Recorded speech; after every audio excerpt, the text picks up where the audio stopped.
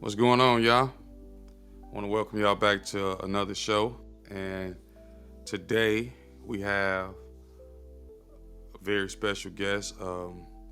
We have a, a gun violence advocate who's been in the game for 8 years, out here hitting the pavement trying to fight against gun violence. Co-founder of Life Over Bullets, Indiana Life Over Bullets, Lori Perez. And without further ado, I'm gonna introduce y'all to y'all. How you doing, Laura? I'm good. How's everybody doing? Everybody good. Everybody good. Like I said, this is a deep subject, so ha- tell everybody your story. All right. Well, try to keep it simple but straight. 2017, I became an angel mom to gun violence, um, losing a son and having a son that survived. So that day, in what was it, April 30th of 2017, two of my sons were affected by gun violence. One lived, one didn't. At that moment, I was battling with life and death. I had to figure out which one I was going to choose at that moment. So I chose life. I Hmm. chose to find a purpose for this pain, but how am I going to learn to live on? And so that's what brought the movement, the boots on the ground, and me just out here advocating for other family members as myself. Um, but as time went on, I realized I was doing it more for the survivor, the one that made it through. That's my child. Uh, he not gonna be out here doing it, but I wanted him to know that there's gonna be a platform and something here for him whenever he wanted to touch base and share his testimony, because that's gonna be something powerful whenever it do come out. Hmm. Yes. So, just from what you said there, what for my audience who don't know, what is an angel mom? So an angel mom is just like an orphan, just like a widow. So we are mothers who are without a child, who lost a child. And so that's what we call ourselves. That's what's been our title. Hmm. Um, I was an angel mom in '04 and didn't even know about it. It's funny how you learn things throughout your grief journey. But this is not my first roller coaster. Throughout this show, you'll find out that I have buried three of my sons. And Wow. so, yeah, so in '04, I was just an angry mom. I was just a mom who was bitter, a mom who was really trying to find out what faith was about because I lost a 9-year-old. But, Okay. uh, yes. What? No, no, no, no. So you said you was an angry mom. What changed? What did you? How did you tap into your what, faith? um, just more so just realizing that, you know, if you're on the biblical end, you're gonna know that God ain't gonna give you no more than you can't handle. Hmm. I am from a very spiritual war with my family, like they're prayer warriors, they're saved and sanctified. So Right. I had to tap into that type of lifestyle for the simple fact is why am I going through this? Why was it me? And why does it keep happening to me? These things like that. But then I heard that I was chosen. I heard that I am a grief guider. All these things I had to put in some type of manifest. I had to manifest something that people just kept sharing with me because they empowered me where they said that. I'm like a grief guider. That's kind of steep. You know what I mean? Like how do I guide grief when I'm going through it? And uh you a warrior. Hi, I'm a warrior. Well, you standing strong every day. You get up and you put your feet on the ground. So things like that, I had to learn how to manifest and claim it into something that I was actually advocating and actually sampling in my life. So I like to say that I handle grief gracefully, and I want to be a model to those who are grieving. So not everybody know my story. So when they do know it, they be like, I would have never known. That's what I want to hear because that right there keeps me lifted. That right there makes me know that I'm not walking around here looking like I'm the grave. I'm Right. actually just grieving, but I have a grace to myself and I can glow from it, and I can grow and life goes on. We all gonna lose a position in this world one day. Right. But how we handle it, how we take care of it, how we remember these loved ones, these are the things as I go on this journey, these are the things I'm now trying to manifest and bring into front for other angel moms like myself. What was the earliest signs that advocacy would be part of your healing? As early as the hospital, when I took my surviving son to the hospital. Unfortunately, I got the phone call. Um, Mom, come get me. I've been shot. At this time, I didn't know about the other child. So I'm Mm-hmm. like, what? Like, no. Like, when I went to bed 2 hours ago, you were in the house, a normal mom's response. But when he brought up that he was shot, he was hurt, I mean, I ran out the door like any mom would, and to go save my son and get him the help that he needed. But it started right then and there because the moment I made it to the hospital, that's when things got real. That's when things were unclear. And that's when I realized that people are going to have to, like, authorities, right? They're going to have to do better with parents and family members who are getting ready to have this conversation with them. Like, I had no empathy, I had no compassion, there was no sympathy surrounding me and my family when I was going through this. Wow. Like, it was a war zone at the moment. I'm just here to patch up a son that been shot, have not even asked him who, what, when, where, and why. Couldn't even hold his hand while he was getting patched up. I was in a police car because I tampered with um evidence. I picked him up from a crime scene accordingly. And how am I supposed to know? I'm just a mom, My right? baby. Right. Right. And I'm like, hey, whatever's going on, hold me accountable for it later. Right now, I need to be in that room, holding my son's hand, letting him know he is loved. Like, I don't know if he gonna make it. So why are y'all depriving me of this moment? But they did. Mm-hmm. And then from there, it was like they patched him up like this. It's like we're on our way to the homicide unit. I'm like, what? So I'm like, okay, what's going on? I'm like, he's living. He's been shot. I'm like, we're on our way to the homicide unit. I'm like, what? Was my son in a shootout? Did he shoot somebody and that person? Like, the things that went through my head because they refused to give me a little bit of something. I was just going loco. I was going through the motions of, Lord, no, not my kids. I raised my kids better than this. But they was all this was like making me second judge my motherhood, right? And Mm-hmm. so now we go from the hospital to a metro homicide unit. And again, we're separated. They take my minor child inside an interrogation room and puts me in a room and was like, all this will be cleared out in a minute. And I'm like, well, can you tell me something? He's a minor. What papers do I sign? I'm trying to get my rights in, and all that is violated when there's a homicide, accordingly, I guess. But then he comes out the room, and I, like, didn't have my cell phone. The car got confiscated. It was so much going on that I was just like, look, let me get a moment. You know what I mean? Like, I just got woke out of my sleep. Something very traumatic is happening. I don't know no answers, and no one is allowing me to be a part of this.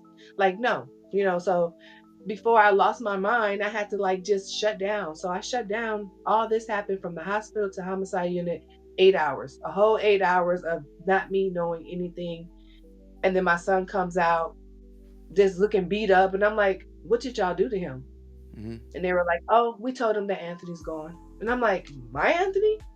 Gone where? So this is how they delivered that message to me. And oh, that was the wrong mama to mess with. That was the wrong mama to give me information like that, because that was going to be the last time that a mother had to hear it in that way.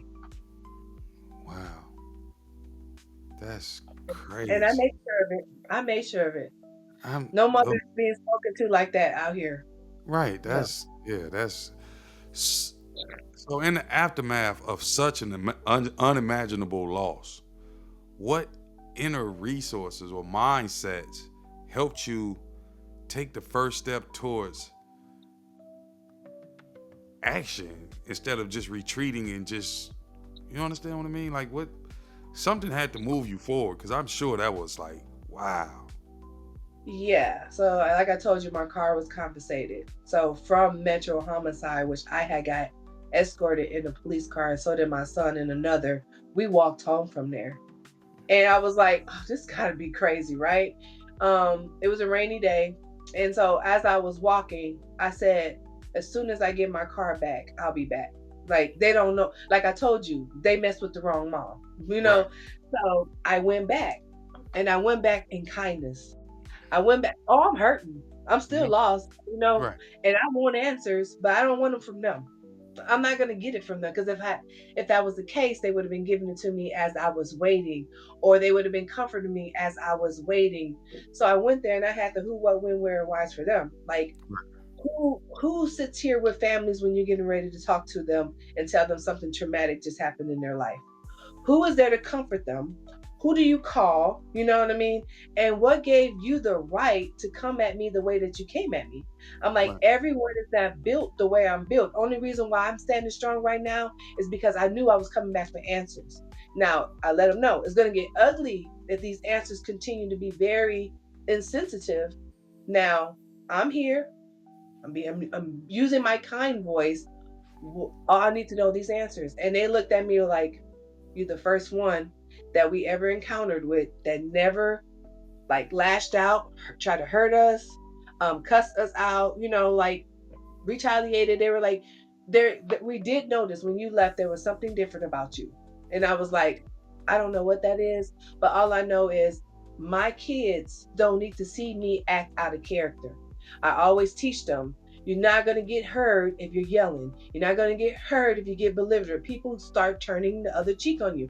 I'm like, so I never once got out of pocket with you all, but you never once responded to me like I was even existing. Y'all held me against Right. my will. Right. At this time, I'm not knowing that I can just say, if you don't get me out this car, I'll call my lawyer. Right. I don't know these things. You know what I mean? So I'm just abiding by because at this moment they got my child, and the last thing I need them to do is to get me for confinement, or what they call that, resisting, disorderly, all that stuff. So I'm trying to be cool because I'm trying to stay where my son is. I may not be in a room with him, but I want to be in the building. Right. And so, yeah, so I told them this will never happen again. I will always be up here. I'm going to start coming up here. I'm going to be the comforter. I'm going to be the one to talk to these family members. And I don't want a penny from you. And they were just looking at what? And I started doing that. I started Mhm. going up there with bananas, orange juice, things that I knew that these families were going to need, bubble gum, to get them ready for something that ain't coming back, Right. something that's going to hurt them for the rest of their life. But I'm like, you have to know how to handle this. You just can't say, oh, your child just died. Right. Okay. Because guess what? I might think that you need to at this moment. They don't know what that mind frame will go to. And Hmm. so, or how that person is going to leave. Like they let me walk home after I have an injured son by my side, Right. and I got one that is still out at the crime scene that y'all have not told me about because I did not know that he was still out there laid out in the street. Wow. Like this was crazy. I'm walking, it's starting to rain, and I'm getting like my son's getting phone calls and they're like, they're showing his body, this and that. I'm like, who's showing what? What's going on? And so I finally got home and my neighbor was like, I'll take you up to the scene. I was like, no. I'm like, he been out here all this time. Do not take me up to that crime scene. I will loc out. Take me back up to Metro. That's where I need to go back to because they owe me some answers. And so that was how that all started. I did build a relationship with Metro. It's sad Hmm. now that we do not have a Metro department uh, here anymore. Our police department is now responsible for that, which is even worse than what we had with Metro. So this is unfortunate, but I did do what I had to do, and people do know that I am the one to call if you out there. I commend you for that, cause whoa, that's a lot. That's a lot. How do you continue to for hold space for your grief while doing the work so publicly and passionately? How do you continue to like hold your space in that? So I flat out let people know, like, while I'm out on the beat, y'all not gonna get, they're not gonna get a tear out of me. I don't have time for tears. Hmm. People don't understand people when they're crying. It's not that I'm a robot. It's not that I'm insensitive. It's that every night my reflection is thanking God for getting me through this day, and then I give him those tears. My pillow collects my tears. My pillow is the sponge that does that. So I let them know that, I'm like, I have work to do right now. This is the journey that when you get up, you gotta go. I can't just sit here and get up and be like, oh, You guys don't see me crying, or they don't notice me, I'm going to cry out loud. I don't have time for that when there's so much hurt and there's so much pain out here, and we got families that are grieving and don't know how to get it together. Wow, that's good. From your perspective, what are the most urgent changes we need in order to reduce gun violence in our communities? Well, people might say I'm a little two-faced, but I do believe in our First Amendment, or is it Second Amendment, whatever that amendment, right? It just Mhm. left me right now, but Right I to do bear arms. believe in it. Okay. Yes, Mm-hmm. I do believe in that. But I do believe that we can curb senseless gun violence. Like, I strongly know we can. I Mm-hmm. strongly have proven that we can. Um, because senseless gun violence just come from something accidental, some stupidity, somebody who wasn't who had enough courage. They was a coward. You know, things like senseless gun violence, we can curb that, and that would take the numbers down to where we can focus on the real violence, you know. Mm-hmm. So I my goal is not to stop gun violence, but to stop senseless gun violence, because it doesn't make sense for the bros to kill the bros. It doesn't make sense for a baby to get a hold of your firearm because you didn't put it up. You know what I mean? Right. It doesn't make sense because you were too much of a coward, so you rather shoot up a block than deal with your problem, and so innocent people get killed. So there's a lot of things that we I try to talk about and make it make sense to people, because since the gun violence don't belong in the gun violence world, actually Mm-hmm. we shouldn't even put it in that category. We're giving it too much power. Right. when when we as people have the hand on that, that's Mm-hmm. something that we can put a hand on and curb it. So I talk about that. The main thing that people need to know is there is pain for there is purpose for every pain that we receive, and it's always been within us. Mm-hmm. But when the trauma hits, you got to ask yourself, what are you passionate about? What can you tolerate in life? And you realize that there's people out here who are very artsy. You know, they got the artistic skills in them that is needed in trauma. We got people who are very well spoken, that is needed in trauma. Like all these things. So we put these people together, and I'm like, I need you to write a letter. I need you to show some art, and we're going to show them the effects of gun violence. We make it into a purpose. So that is one of the projects I do, is turning people's pain into a purpose. And then that purpose actually becomes their passion that they already had all this time. Wow. And that's how we take action. We don't know why we have to go through this, but once we tap into that purpose, it's because it's something about you that was needed. And I'm sorry that you had to join the club that no one wanted to be a part of. I like how you just said that because even when I asked you the question, like you said, the senseless gun violence, you made me think about um, what you said, like through your story. It's a element that's missing from the after the violence has happened. That's that takes care of the parents and the mothers to do the things that you do. So that's a whole wow. That's a whole something else in itself. Mm. Um, how do you balance pushing, or are you pushing for legislative change while staying connected to the people, or are you just staying boots on the ground because you know they ain't gonna do nothing? Well, I tried the legislators in. I'm not with the political party. But I do have comrades and colleagues that are. So, Mm. you stay under the resource belt of those who do that work. So I like to stay in my own lane, Okay. um, for what I do. But when I need that type of action, they're right there. And speaking of action, their names are Mom Demand Action. So they are worldwide. They wear these red shirts. Don't play with them, because they'll get down to your capital and they be lobbying. Okay, they write all the legislators and governors. So like those are the real ones right there. Like, they're there for the survivors and us moms. So when I heard about them, yeah, I'm part of that group. I'm part of that organization. But they know that when it comes to that political party, I just ain't got enough in me, because I've been through another war inside the courtrooms, and it's just like, you don't want to re-traumatize yourself. That's another thing, is to stay in the avenue to where you're not being triggered, that that you can stay on your tracks without someone throwing you off and setting you back, because That is a real thing. When I've been set back because I didn't speak on it yet, but in 2020 I lost another child, and so I was staying in my lane. I was doing what I do best, but that set me back. They threw me off my tracks, and I didn't know, how I was gonna get back on, or if I was gonna get back on. If you don't mind, like speak on it. Like what? How did that setback? I know it set you back, but where did it come from? How did that evolve? Like what? How did you keep going? How did you keep moving forward? How you didn't break down? I know you told me it was God and your faith, but that's like wow. You know what I mean? Oh yeah, that was like, okay, that's it. No, like God, you playing too much. I'm not that strong. Mm-mm. You cannot tell me I'm that strong.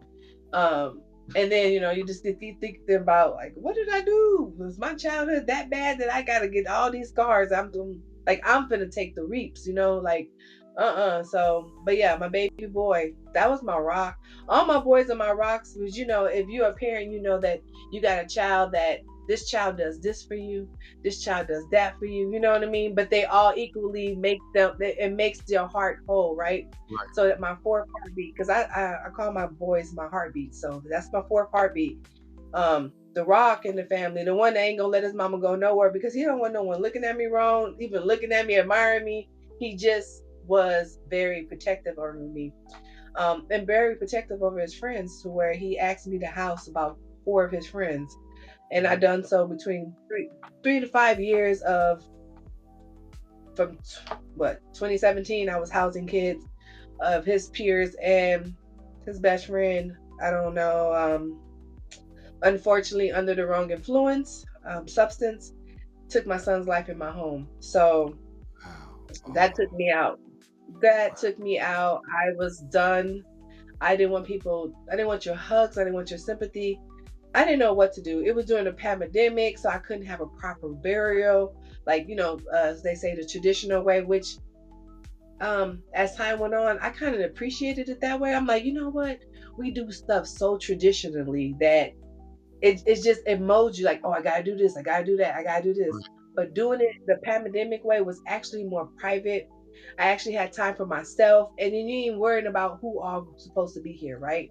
Mm-hmm. So it was a good side to that, but needless to say, losing him was not a part of the plan, and I just felt like I'm done messing with you kids.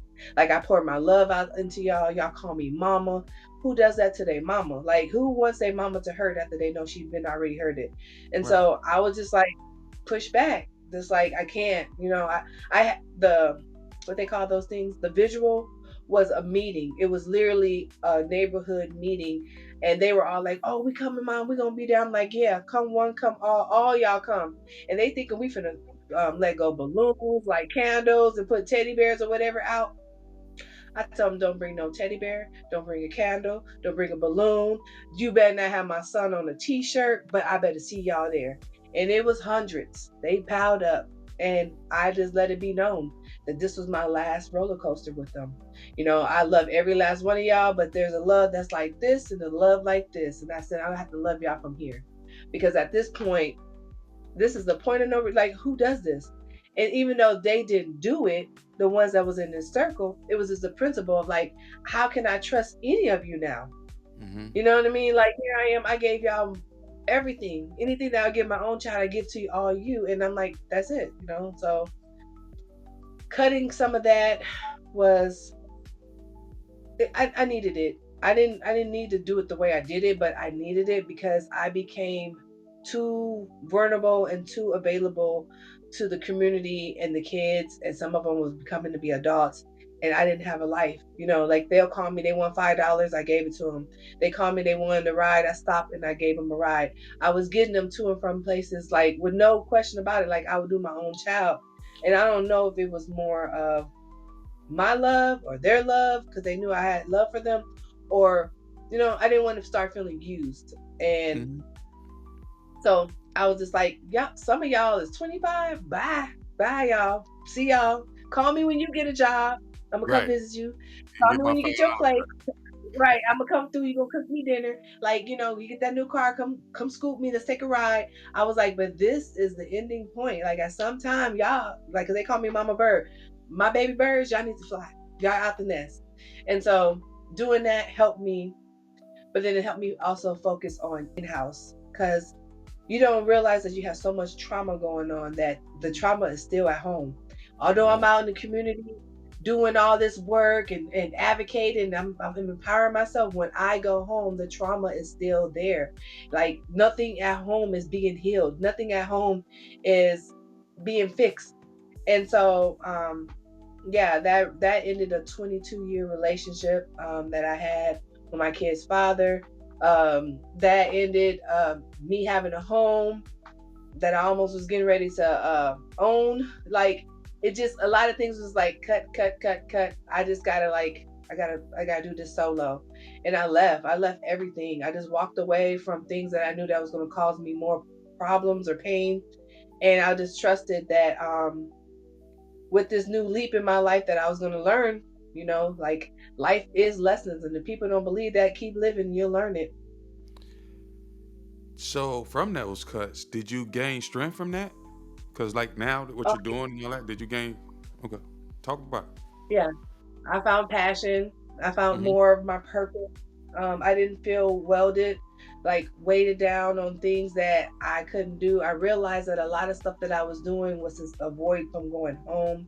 I don't, to this day, I don't know, maybe I just don't want to identify why I didn't want to go home. But when you got all these people outside your home that's like rooting for you and supporting you and looking up to you, and then you go home, it's like, why you do what you do? I don't Right. understand it. I wouldn't do nothing for them people. It's like you got all this negativity. It's like, you know what? I can't be lifted. I can't enjoy the moment that I just celebrated earlier today coming into this darkness. Right. And everyone grieves differently, but one thing for sure is if it's real, that no matter what, we're gonna find a way to stay afloat. You know, I knew there was a calling on my life that I was fighting. I was fighting this calling because I was like, I don't want to do it. Like, Right. why I gotta do it? But it was spoken to me and I had to do it. So when I went out there and started advocating, I knew that it was going to put me in a place that I was going to be on the front line. And not only that, the way I handled myself was going to have to be different. I couldn't go to certain places and do certain things anymore. Like I really became the city's role model and I had to show them better than I could tell them.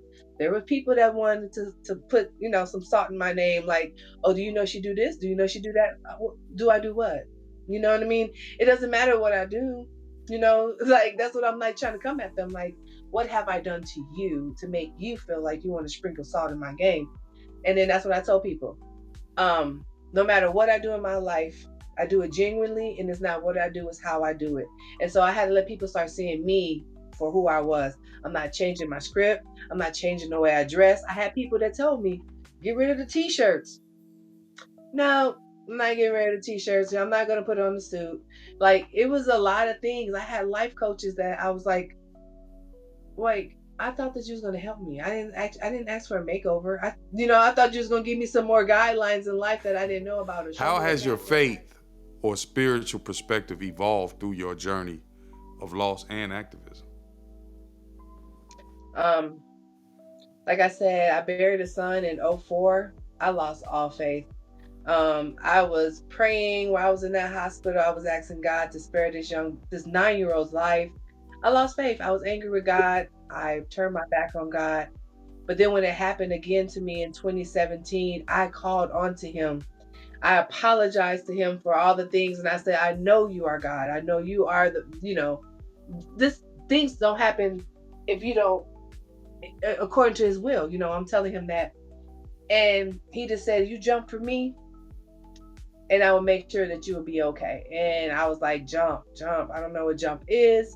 Jump became an acronym in my life. Basically, Jesus use me, please. Um, and I was out there jumping. I was utilizing that faith, but my faith was froggy. Like if you want to be froggy with faith, that means you're frequently relying on God. And so that's what my faith is right now. It's very froggy. So I like that. Frequently relying on God. That's actually really good. But I'm thinking about what you said. So from '04 to 17, you was angry with God, and then Hmm.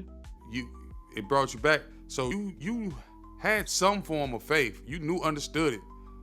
I'm trying to get to it. I'm trying to say, so once you actually went back to him, was that a difficult decision?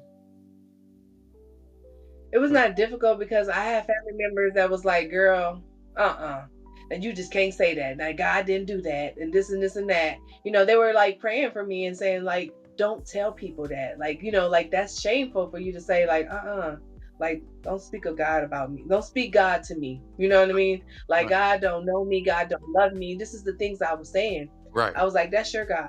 They Mm-hmm. were like, well, who you serve? I'm like, I'm just here until it's time for me to leave this earth. I'm like, it doesn't even matter.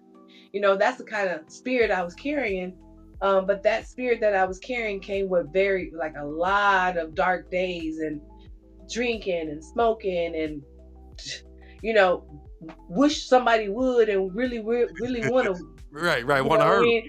Like I'm out there, I'm wilding out, and I'm like, dang, like I knew it was in me from my younger days, but I'm like, I ain't never really act on these type of things, Right, but I did, and that's what led me here in South Bend because my last living place before South Bend, I was staying in Gary, and I wasn't amongst family members, so I was not around that love or like if I hit the block, don't touch her because that's family. I was right. somewhere else, and so yeah, I had to be about that life, especially when the rumors start coming. I'm a mama cub. You ain't gonna talk about my kids. And when they were talking about my son, because no one knew what happened to him, it was just an unknown um symptoms that he served as very anemic, and that caused him to lose his life. And shut down his organs. So that to me was just like, what type of stuff is this? So um to make it even more chilling is, and y'all can look this up. Okay. Um, it's a true story. I did an article because I was trying to get Oprah, right? I'm like, Oprah, help me out. They call this an unknown virus. Who does that? Like hospitals supposed to know this, right? Right. So I'm doing an interview. Who knew that this was just a practice to the real interviews that I'm existing in now? Like, look, I can't make this stuff up how I manifest on stuff, but Right. I Right. did an interview with Post Tribute and I think the Hammond Times. And I said that my 9-year-old son's death was worse than any gunshot wound. I was like the unexpectancy of his life being taken medically like this to an unknown, whatever they want to call it, is worse than someone getting news about a gunshot wound. Like what made those words come out of my mouth? I never experienced knowing anyone who was shot. I mean, I had some friends I know what that were shot and killed, but I never was like in that mix to even feel that type of pain. It you're. was just like we heard about it and it's like, dang, RIP, right? And then it happens for real. Mm-hmm. And the first thing that could come to my mind was, I take them words back. Like, and they're like, you take what back? I'm like, that article I did back in '04. And my mom was like, what is you talking about? I'm like, I said that losing Davion was worse than a gunshot wound. I'm like, I'm living this right now. I got one who made it and one who didn't. This is the real deal. This is Right. awful. Like someone tried to play God with my child's life. Like what? You know what I mean? So no, those words I wanted to take back so bad. But it's just ironic how that came out and how it just manifests later on. And boy, like yeah.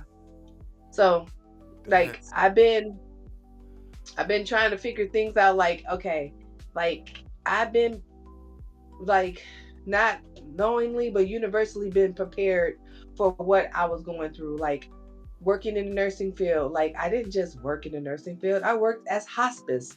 I took care of people who were actually going to get ready to leave this world, and I did a good job at it. But it was crazy part about it is um I couldn't believe that I was going to use these skills on my own journey in life for real, if that makes sense. no, it makes a lot of sense. And you know what's crazy is I love your strength in this because I'm with you. A lot of people couldn't do what you do. They just couldn't. So I want to commend you on that because, girl, Thank you. you built differently. So keep walking in that. God gave you something. And keep helping these people because I'm sure a lot of people are gaining some type of clarity or insight or even just some type of understanding of what they're going through Because when you saying this to me, I'm listening and I'm like, wow, most people don't even think about the after effect. You see all the crying and the hooping and hollering, but you don't understand after that. What about after that? When you just said you was doing all this other stuff, so you were staying busy, and then at home wasn't healed. You had to heal Right. home so you can. That's deep. So that's good stuff.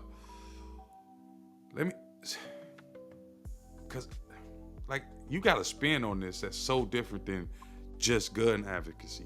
So I was going. Yeah, and then in my spin, I'm sorry if it's a little No, spin. no, Like I can come back on the no, show sure. and talk No, about this is good. No, no, no, no, the no, no, work. no, no, no. But We're talking about I'm what you letting want you to know. talk about. I'm letting you know this is how I do everyone. So if anybody ever in the future wanted to do an interview with me and wanted me to talk about it, like my story, you can literally Google it. You can Google what happened to me, what happened to my boys, and what that front line center looked like. But no one knows the triumph behind the after the trauma. And so I try to talk on that. I speak more highly of that because you know what? It was only God who got me through this, right? Mm-hmm. And not only that, I pick myself up every day and tell myself, you're here. There's a legacy that you got to live for. And so I do these things like that because I want other people to know how to do it. Like when they told me I'm a grief guider, I was like, what the heck is a grief guider? But when I sat on it for a minute, I'm like, I like that. I am a grief guider. I need to guide this gracefully. And I use that title now. Like, I'm going to go out here in this field and I'm going to show people how to handle grief. Like it may not be for everybody, but you know what? If you got a tool belt with certain things in there, it's gonna help somebody. Because people are high blood pressure, depression, heart attacks, all this stuff is happening on the underlay of grieving, and because they don't even know how to cope. Some of them just shut down, and you don't even know. They're like, "Oh, that's just how they is." No, that's not just how they is. They are literally going through something. Tap on that part. Right. Someone needs to tap in, let them know. Like I tell people, I'm sorry. You may not know me, and I'm gonna bug them until they have a conversation with me. I'm like, but I am bonded by you by grief, and I don't know you, but what you're going through is making me relive what I went through, and I want to tell you that you're not alone in this, and Mm-hmm. I want to help you. I just want to, if I could do one thing for you, what would it be today? Right. Like that's my approach to people because it's like I didn't have this. And I don't know why I didn't have it, but at the same time, I thank God that I got through it. You know Right. what I mean? No, no. So I love that you said that because when I was saying that your spin is different, your spin is the one that's needed. Everybody else just gun advocate. That ain't talking about nothing. You're giving the meat on the bones. You got the meat on the bones. Because my question was Mhm. gonna be, what does justice mean to you, and how does the definition change over time? But that don't got nothing to do with the meat on the bones. That's that front line. That's the more of the smoke and mirror stuff that they focus on. You got the meat on the potatoes. So my question Justice is, is not us. It's not us. Just that's like people say, justice is just us. It's not us. okay. So when I think of justice, I think of no justice, no peace, and not no the knowledge of justice. Mm-hmm. So without the knowledge of justice, there would never be any peace.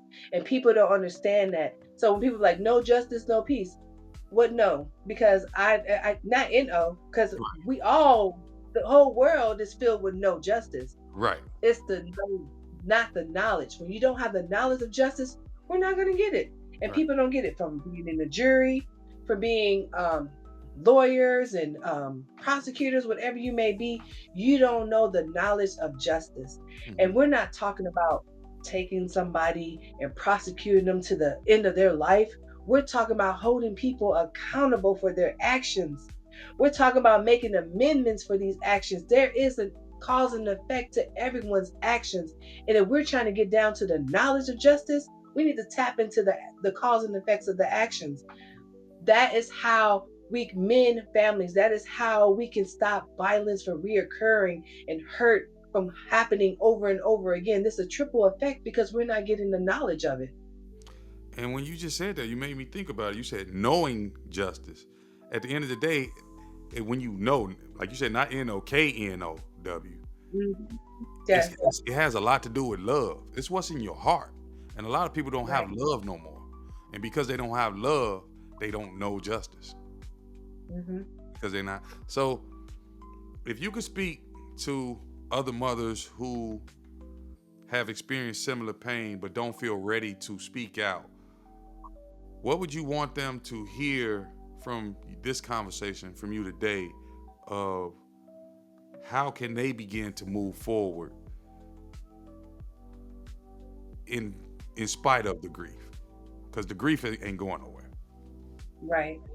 The grief is a train that you're always going to be on. Once it taps you and you get on that train, you're on it. Hmm. But what I can tell them is that at some point in time, they're going to realize that as that train is going, that they have control over it. Um, they could say, "Stop, let me off today. I'm not going down this rabbit hole with you." You know Right. what I mean? You can pick your seasons, identify your seasons. I know my seasons. I know my seasons are March, April, May, Hmm. right? Those are my seasons. Those are my seasons of grief. And they're back to back. And I'm like, thank you. I gotta be thankful. Be thankful for the little things too, the things that keep you strong, things that keep you going. Because I gotta be thankful that they're back to back instead of like, oh, I'm gonna take one in January, then I gotta take another one in July. It's like it is so hard, but some people do gotta do that. But it is so hard for me to keep on doing that because I'm trying to do the work as well. But I go through my seasons and I allow myself to grieve. I allow myself to be angry. I allow myself to be distant. Whatever I need to do to get through those days when I was losing my kids. Hmm. But then I say, all right, okay, I'm hopping off this train. You can't, I'm not taking this ride with you no more. You know what I Right. mean? I remember, I love, I give, I receive, I go through it, and then I get off. And then I find a purpose. Then I get back into my purpose. Hmm. And then the holidays come around and I gotta make it special. Find something to make it special, whether you're making that special dish. You don't have, you know how on New Year's they say you gotta make some green, make some, Yeah. gotta make some black eyed peas. You don't gotta do that. If it's your son's favorite chicken Alfredo, make that. You know what I mean? If it's the Oreo Blizzard, go get that. Like I do little small things to give me the enjoyment of life. And Hmm. then stop letting people put terminologies on your child. Mm. So I don't use certain terminologies that they use. So they're not death certificates. And I Hmm. try to grab every parent and be like, come on, we're gonna go get that heaven certificate. You know what I mean? They're Okay. heaven certificates. Hmm. Um, I say when you're done preparing your garden, please Hmm. get in contact with me. We're not going to no cemetery. We're Right. preparing a garden. And Okay. that garden right there is going to be there for you for the lifetime. Take Hmm. care of it, make it beautiful, specialize it, personalize it. Like that's what it's there for. Hmm. You know what I mean? I And like that. then we talk about the born days. We celebrate only born days. The world, especially when you lose a young child, they like to celebrate that day that we lost them. Hmm. Don't allow people to do that. Speak up on that. What is to celebrate? What are we celebrating? The Hmm. day I lost my heart? The Hmm. day that life took a toll on me? Is that a celebration to you? Be Right. real with them. You know what I mean? I like my kids' peers know we don't celebrate those days. If anything, I don't even like let's black it out.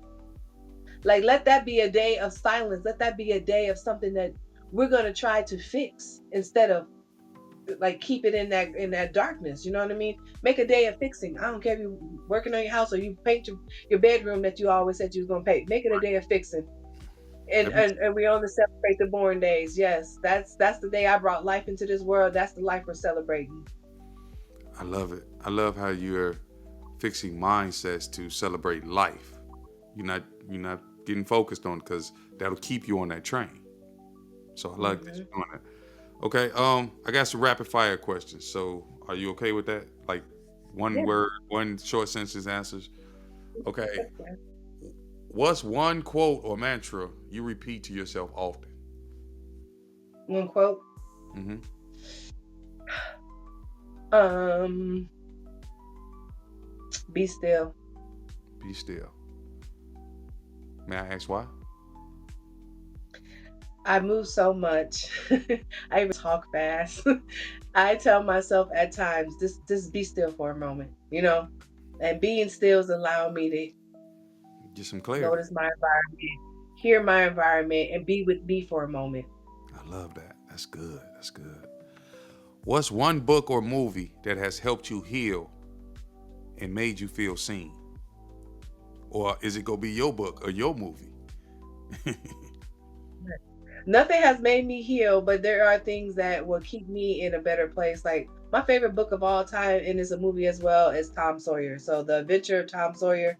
Like Okay, this, if you know Tom Sawyer, you know he's very adventurous, and there's nothing about that young boy that don't keep me giggling or just laughing. So yeah. that's good.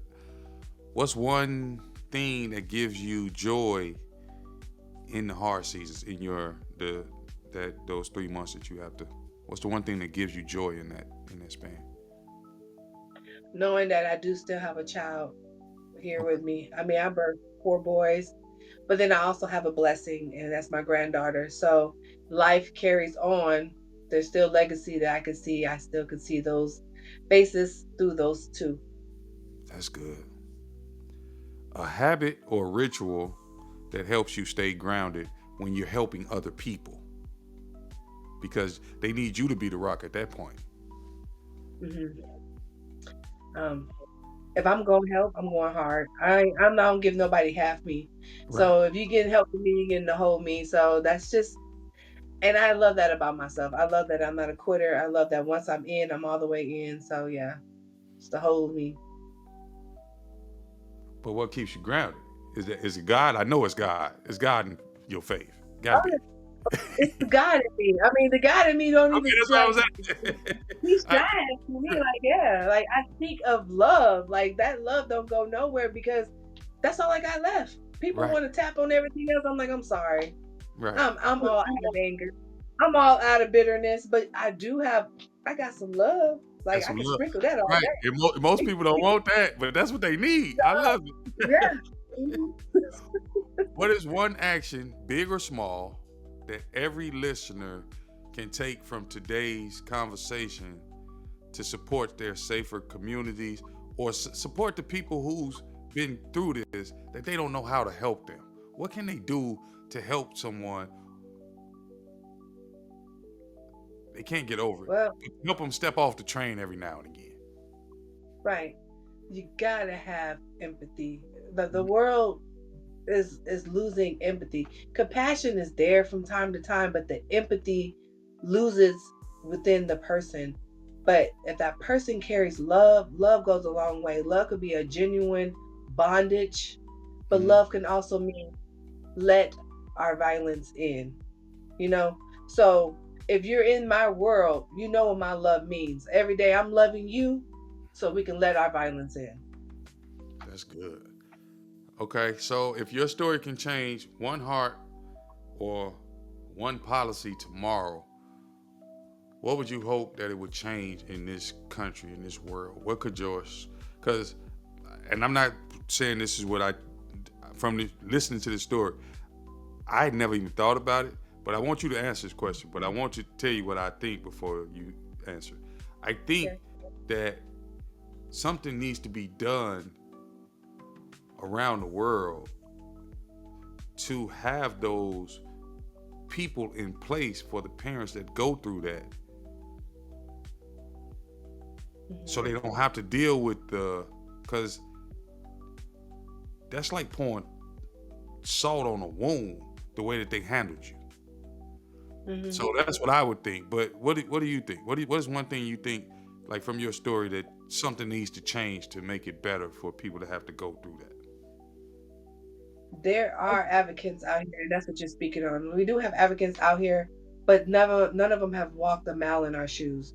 You Mm-hmm. cannot comfort me if you don't know what this scream is. You cannot comfort me if you don't know what my fidgeting is. They just like, oh, everything's gonna be okay. Once you say that, Right. everything is not okay. Right. So I would bring up advocacy, but I will definitely believe in that the world, throughout this world, we need restorative justice. And without restorative justice, we're not going to really understand a lot of things that is happening when people are going through trauma from the hurt part. to the harm part. We're never going to understand it. Wow, that's good. Okay, so I'll say I want to thank you, Lori, for coming on the show. You're welcome back anytime. Anytime you want to come talk about anything, please come on. Let the people know where they can find you at, because I know a lot of people want to reach out. Yeah, so I am on a few platforms. You can find me on Facebook, just my regular name, Loria. That's Loria Perez. Um, I do have a Facebook. It's a tribute page, but this is how, if you are a family member who lost someone to gun violence, um, no matter how old or how new it is, you can find me on that Facebook on Indiana Life Over Bullets. It's a tribute page. We will do a tribute for your loved one as well as reach out to you and try to give you a comfort kit and just a comfort conversation that all families should have. Do they have to be in Indiana? No, the Indiana Life Over Bullets page has grown. It was Indiana. I got people with some in the Bahamas, like Okay. literally reached out and said, "Can you put my loved one out there?" Like so, it's one day I'm going to take the Indiana out and just be Life Over Bullets, but Indiana is where the heart is, so we're gonna rock it like that for a minute. Okay, y'all. So y'all know what I like to say. Stay real, stay raw, stay grounded in your faith, and walk boldly in your purpose. Till the next time, y'all.